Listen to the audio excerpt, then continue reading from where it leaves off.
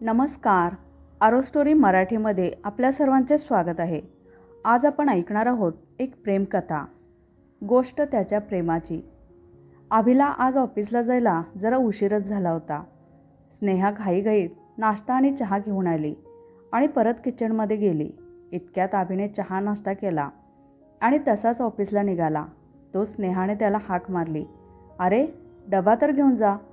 तो मागे वळला आणि डबा घेतला. बाहेर जाताच परत मागे वळला. आता काय तर चावी विसरला होता. स्नेहा धावत आली आणि त्याच्या हाती चावी ठेवली.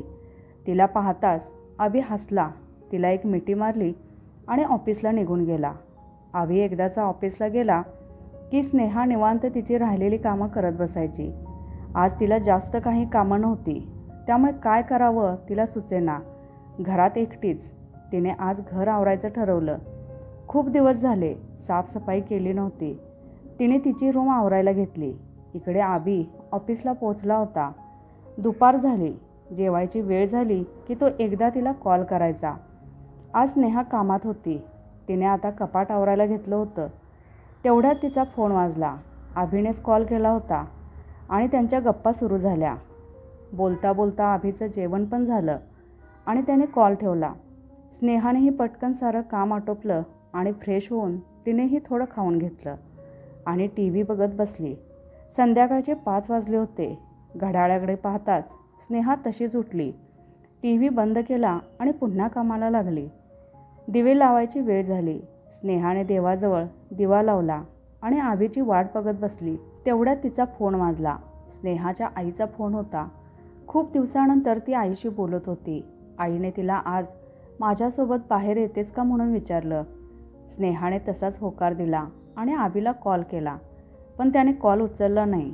स्नेहाने पुन्हा कॉल केला, पण तरी त्याने उचलला नाही. ती तशीच बाहेर निघून गेली. आईला फोन केला आणि त्या दोघी भेटल्या. रात्र झाली होती. 9 वाजत आले होते. दोघींची शॉपिंग झाली. स्नेहाला काळजी वाटत होती की अभिला न सांगताच ती बाहेर आली होती. तेव्हाच ती आईला सांगून घरी जायला निघाली. तिला वाटलं आतापर्यंत अभि घरी पोचला असेल. तिने अभिला कॉल केला. त्याने तेव्हाही कॉल उचलला नाही. ती घाईघाईत घरी आली, पण घरी कोणीच नव्हतं. तिने लाईट लावली आणि स्वयंपाक करायला लागली. तिचा स्वयंपाक पण झाला होता. 10 वाजत आले होते. अभि अजून आला नव्हता. आता स्नेहाला जास्त काळजी वाटू लागली होती. ती अभिला कॉलवर कॉल करत होती. तो कॉल घेत नव्हता. तशी तिची काळजी वाढत होती. रात्रीचे 11 वाजले. तेवढ्यात तिचा फोन वाजला. तिने लगेच मोबाईल घेतला तर आईचा कॉल होता आणि आई म्हणाली, "अगं स्नेहा बाळा, लवकर इकडे घरी ये." स्नेहाला आणखी काळजी वाटत होती. त्यावर ती म्हणाली, "अगं आई, आत्ता तर भेटलो आपण आणि एवढ्या रात्री असं काय झालं?"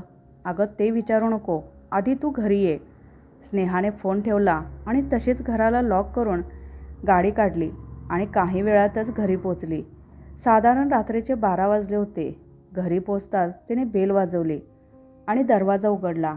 स्नेहा आत आली, पण घरात सगळा अंधार होता. तिला काही दिसत नव्हतं. तेवढ्यात अचानक स्नेहाच्या खांद्यावर कोणीतरी हात ठेवला आणि लाईट आली. तशीच स्नेहा मागे वळली आणि "wish you very happy birthday" आणि लग्नाच्या वाढदिवसाच्या खूप खूप शुभेच्छा बायको.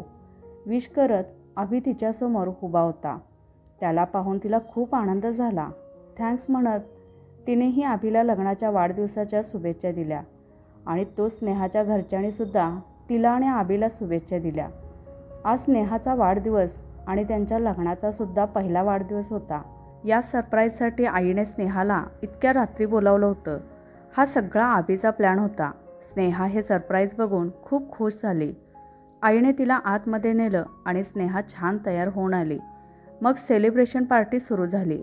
केक कटिंग झाला. अभिने स्नेहासाठी गिफ्ट आणलं होतं. ते त्याने तिला दिलं, पण स्नेहा तिचं गिफ्ट घरीच विसरली होती, कारण ती घाईघाईत आली होती. नंतर स्नेहाच्या आईने स्वयंपाक केलाच होता.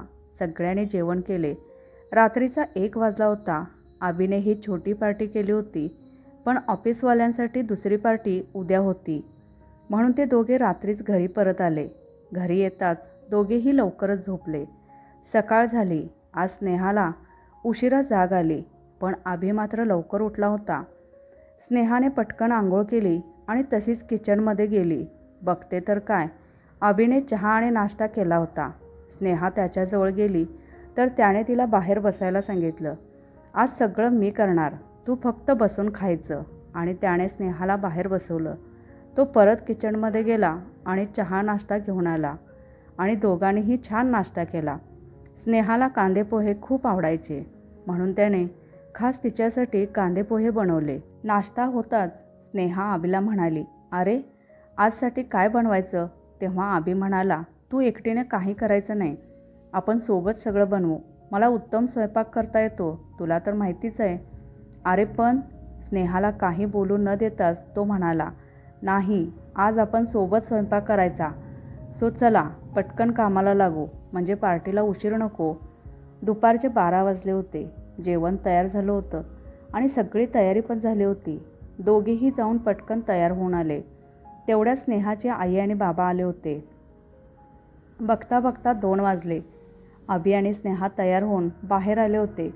तेवढ्यात ऑफिसमधले सगळे येऊन पोचले. आज रविवार होता तर सुट्टी होती. अभि आणि स्नेहाने सगळ्यांचं स्वागत केलं आणि सगळ्यांनी त्या दोघांना विश केलं, गिफ्ट दिले. सगळे गप्पा करत बसले होते. तेवढ्यात विभाची एंट्री झाली. दिसायला छान गोरीपान सलवार सूटमध्ये आज विभा खूप छान दिसत होती. ती येताच सगळे तिच्याकडे बघत होते. तेव्हा विभा म्हणाली, अरे असे काय बघताय? मी भूत नाही, विभा आहे. तेव्हा अभिच म्हणाला, हो हो, तू विभाच आहेस, पण तुला असं कधी बघितलं नाही ना, म्हणून जरा. तेव्हा सगळे हसायला लागले.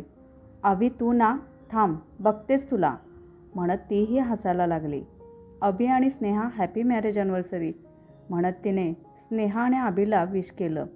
ती अभिला म्हणाली, अभि, तू सांगितलं त्याहून खूप छान आहे स्नेहा. लग्नात येऊ शकले नाही तर स्नेहाला भेटायचं राहूनच गेलं होतं, पण लकी आहेस तू, तुला स्नेहासारखी बायको मिळाली. यावर सगळे हसले. स्नेहा ही विभाला आजच भेटली होती. त्यांच्या छान गप्पा झाल्या आणि सगळ्यांनी मग छान जेवण केलं आणि सगळे परत घरी निघून गेले. आज दोघेही खूप खुश होते. बघता बघता 1 वर्ष कधी गेलं त्यांनाही कळलं नाही. सकाळ झाली. अभि तयार होऊन बाहेर आला. स्नेहाने नाश्ता आणून दिला.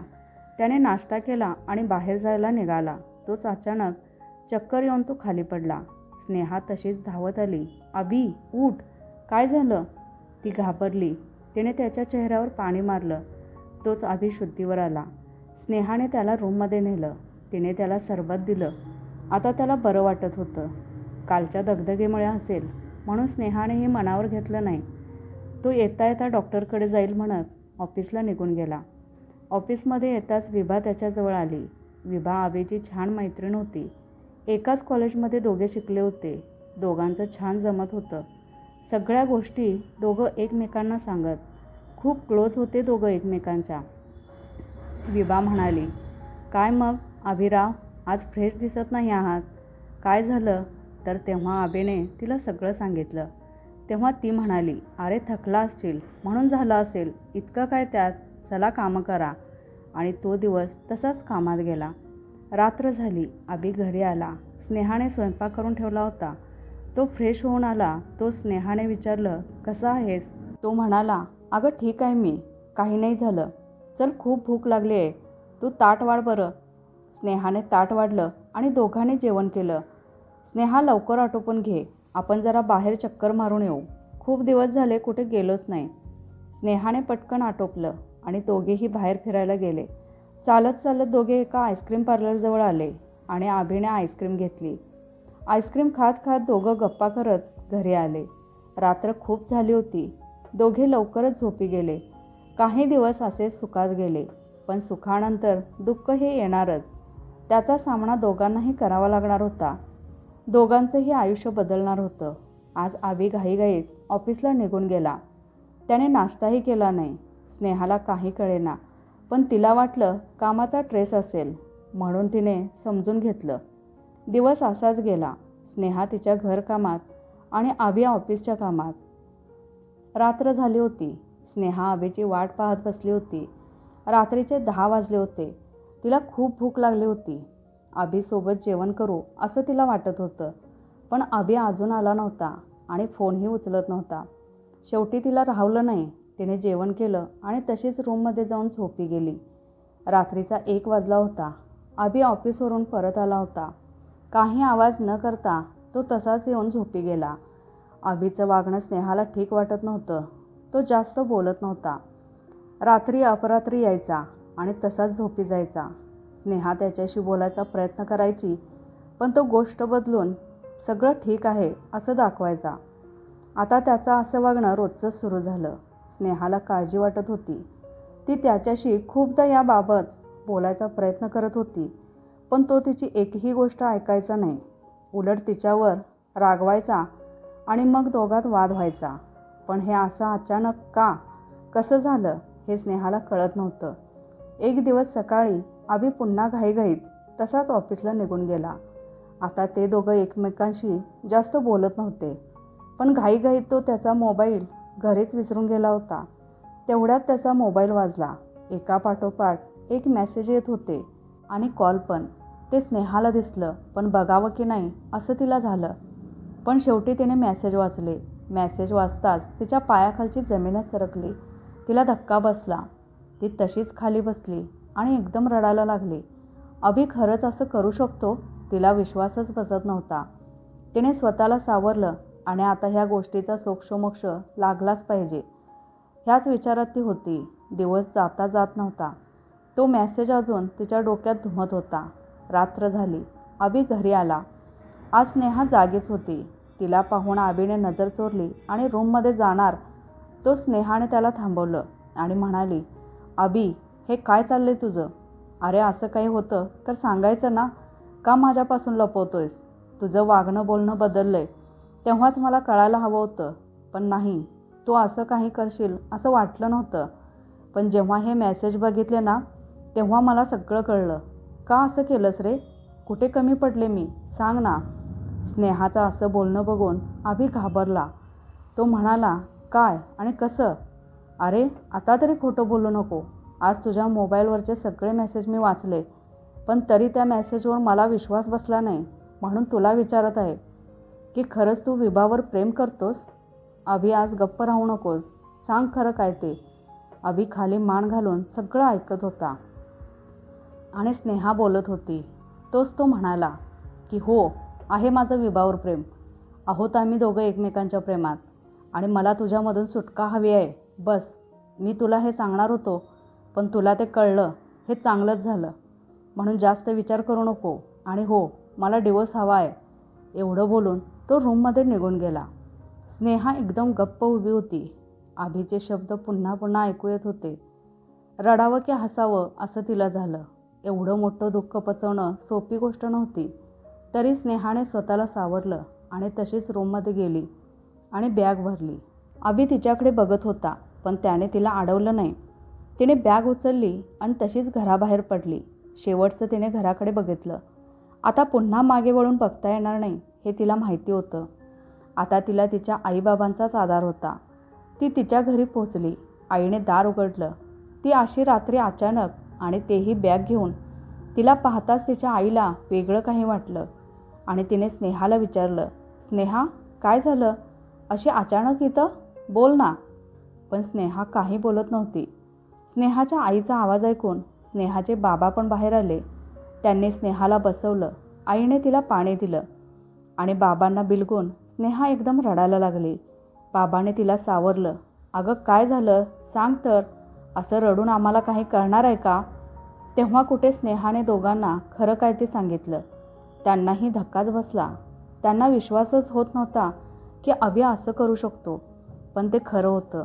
त्यावर बाबा म्हणाले, बाळा काळजी करू नको, मी बोलतो अभिशी. त्यावर स्नेहा म्हणाली, कुणी कुणाशी बोलायचं नाही. तुमच्या समजवण्याने तो समजणार नाही.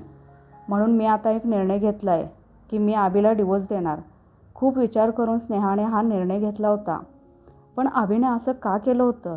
अचानक त्याचं स्नेहावरचं प्रेम कसं संपलं? असं काय झालं असेल? आज 2 महिने झाले. अभि आणि स्नेहाचा डिवोर्स झाला होता. आता दोघे वेगळे झाले होते. स्नेहाने या 2 महिन्यात मागे वळून पाहिलं नव्हतं. पण अभिचा विचार तिच्या मनातून जात नव्हता. पण आता मागे वळून फिरता येत नव्हतं. स्नेहाच्या आईबाबांना तिची काळजी वाटत होती. म्हणून त्यांनी तिचं पुन्हा लग्न करायचं ठरवलं होतं. त्यांनी स्नेहाचा विचार घेतला, पण पहिलं तिने नकार दिला. पण आईबाबांकडे बघून तिने विचार बदलला आणि काही दिवसात तिच्यासाठी एक स्थळ आलं, अजिंक्य. त्याचंही दुसरं लग्न होतं. पाहण्याचा कार्यक्रम झाला आणि लग्न पक्कं झालं. अजिंक्य बाहेर देशात नोकरीवर होता आणि लग्न झाल्यावर स्नेहाला घेऊन तो जाणार होता. स्नेहा खुश होती, पण पुन्हा असं नको व्हायला याची तिला भीती वाटत होती. पण अजिंक्यच्या बाबतीत पण असं झालं होतं. तो तिच्या भावना समजत होता. हळूहळू अजिंक्यला स्नेहा आवडायला लागली, पण स्नेहा अजून अभिला विसरू शकली नव्हती. तो क्षण, त्या आठवणी अजूनही तशाच होत्या, पण आता तिला सगळं विसरावं लागणार होतं. काही दिवस असेच गेले. अजिंक्य आणि स्नेहा एकमेकांना भेटू लागले. दोघांचे विचार जुळू लागले आणि त्यांच्या लग्नाची तारीख जवळ आली होती. स्नेहा तिच्या आयुष्यात खूप खुश होती, पण अभि, तिने त्याच्याकडे वळून बघितलं नाही आणि इकडे डिवोर्स झाला. तेव्हापासून अभिने जॉब सोडला होता. तो घरीच होता. खूप थकल्यासारखा झाला होता. नेहमी स्नेहाला आठवत होता. तो एकटा पडला होता. अधूनमधून विभा त्याच्याकडे यायची. अभि अजूनही स्नेहाच्या प्रेमात होता. स्नेहाबद्दलची प्रत्येक बातमी विभा त्याला देत होती. विभा आणि अभिमध्ये प्रेम वगैरे काही नव्हतं. तो अभिने रचलेला प्लॅन होता. जेव्हा तो चक्कर येऊन खाली पडला होता, तेव्हा तो डॉक्टरकडे गेला होता आणि तेव्हा डॉक्टरने त्याच्या काही टेस्ट केल्या होत्या. त्यात त्याला ब्लड कॅन्सर झाला होता आणि तो लास्ट स्टेजवर होता. हे जेव्हा त्याला कळलं, तेव्हा त्याला फक्त स्नेहाची काळजी वाटत होती, कारण तो वाचेल न वाचेल याची खात्री नव्हती. त्याला स्नेहाला आनंदी बघायचं होतं. त्याने तेव्हाच ठरवलं, आपल्यासोबत असं काही झालं हे त्याने विभाला सांगितलं आणि त्याने विभाची मदत मागितली. विभाचा नाईलाज होता. अभिने पहिल्यांदाच तिच्याकडे काहीतरी मागितलं होतं.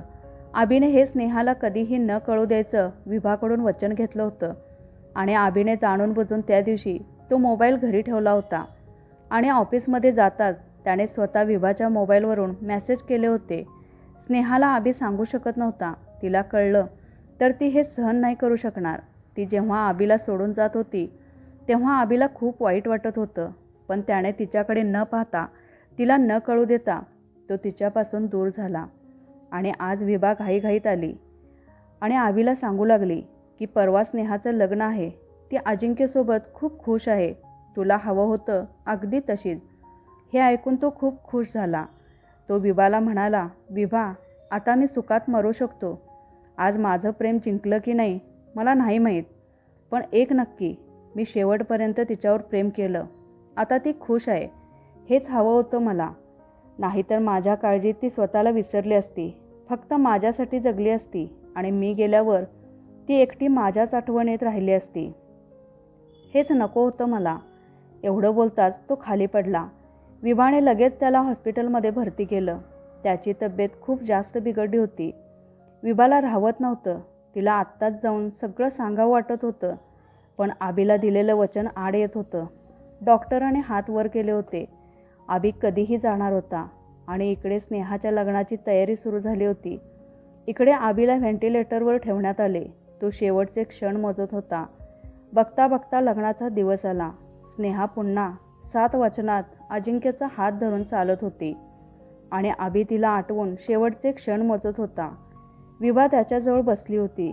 त्याचा हात हातात घेऊन रडत होती, पण अभि मात्र हसत होता.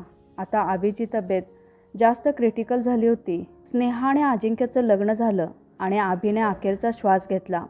स्नेहा अभिच्या आठवणी, त्याचं प्रेम मागे सोडून अजिंक्यसोबत निघून गेली आणि अभि तिला सुखात पाहून कायमचा निघून गेला. अभि तिला सुखी करून प्रेम जिंकला होता. अशी होती गोष्ट त्याच्या प्रेमाची. तर मित्रमैत्रिणींनो, आजची कथा कशी वाटली ते कमेंट करून नक्की कळवा. कथा आवडल्यास लाईक शेअर करा. चॅनेलवर नवीन असाल तर चॅनेलला सबस्क्राईब करा. कथा पूर्ण ऐकल्याबद्दल आणि वाचल्याबद्दल धन्यवाद.